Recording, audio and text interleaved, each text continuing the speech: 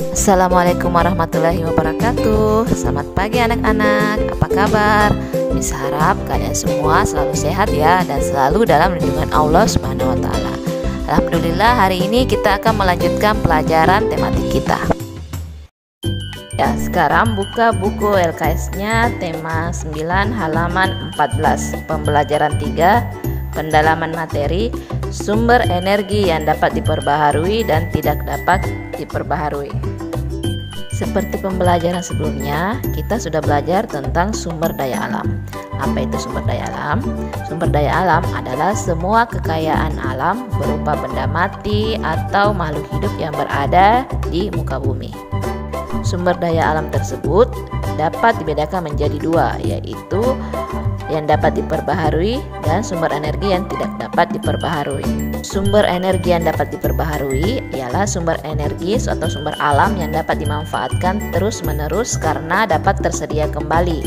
Contohnya tanah, hutan, hewan, air, maupun udara.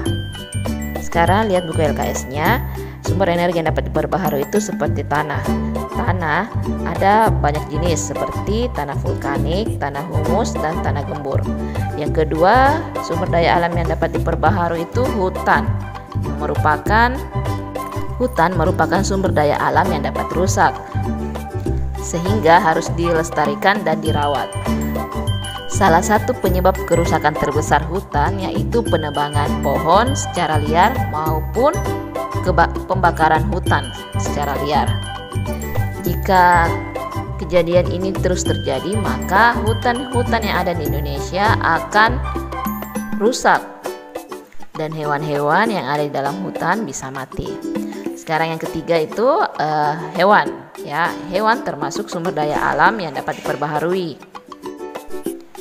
Karena hewan bertelur atau beranak sehingga dapat berkembang biak. Jenis hewan terbagi dua, ada hewan liar dan hewan ternak. Hewan liar itu seperti yang ada di hutan, seperti gajah, harimau, buaya. Sedangkan hewan ternak yang bisa dipelihara dan diambil kemanfaatannya seperti sapi, ayam, itik, kerbau, dan lainnya. Yang keempat itu ada air. Air merupakan kebutuhan bagi semua makhluk hidup.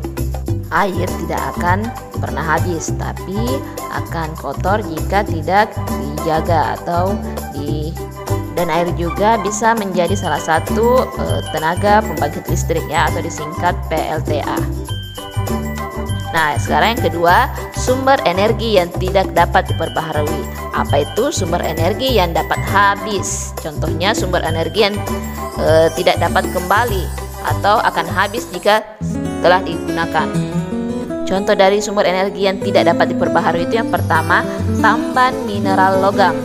Contohnya bisa lihat di bawah ini, ada besi, nikel, emas, tembaga, dan lain-lain. Kemudian yang kedua, tambang mineral bukan logam ya. Contohnya belerang, batu kapur, tanah liat, intan, dan lain-lain. Kemudian yang ketiga, tambang sumber tenaga atau yang bisa menjadi energi. Contohnya gas alam, minyak bumi, batu bara.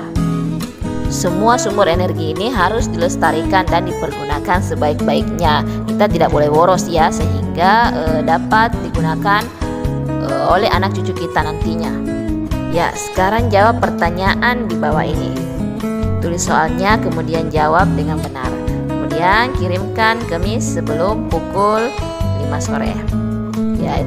Ya, itulah tadi pelajaran tematik kita hari ini. Insya Allah kita akan bertemu di pelajaran tematik selanjutnya. Tetap jaga kondisi kesehatan, patuhi protokol kesehatan, prokesnya 3M, dan selalu belajar dan berdoa. Wallahu muwaffiq ila aqwamit thoriq. Wassalamualaikum warahmatullahi wabarakatuh.